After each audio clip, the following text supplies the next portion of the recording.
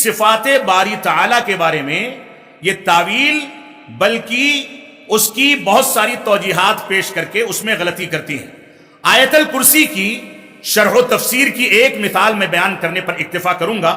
Doctor صاحبہ فہم قرآن اور تدبر قرآن سے متعلق اپنی کلاس میں آیت الکرسی کی مختلف تعویلات بلکہ تفویض پیش کرتی ہیں، جیسے تفویض جیسے باطل نظریے کو بھی ذکر کرتی ہیں۔ تفویض کہا جاتا ہے کہ معنی ذکر کر دیا جائے لغت میں صفت کا معنی کیا ہوتا ہے اور اس کی تفصیل رب کائنات کے حوالے کر دی جائے، اگرچہ اس کی تفصیل قرآن و سنت کے اندر موجود ہو۔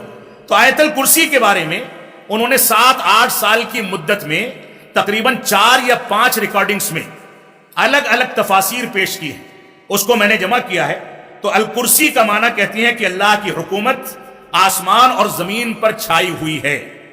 اس کے بعد ایک دوسری ریکارڈنگ میں کہتی ہیں آیت الکرسی میں کرسی کی پہلی تعویل کے بعد دوسری تعویل کرتے ہوئے فرماتی ہیں کہ اس کی بادشاہت، اس کا اقتدار اور اس کا علم آسمان اور زمین پر چھایا ہوا ہے۔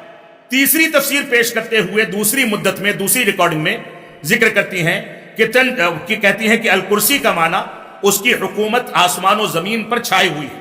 اور ایک اور مقام پر فرماتی ہیں، کہتی ہیں کہ اللہ رب العالمین کے بیٹھنے کی جگہ یا اس کا اقتدار یا اس کی حکومت یا اس کی قدرت یا اس کی سلطنت، کرسی سے یہ کچھ مراد ہے، جبکہ حقیقت یہ ہے کہ اہل سنت والجماعت کہتے ہیں کہ کرسی سے موضع القدمین مراد ہے، اللہ رب العالمین کے قدم کی جگہ۔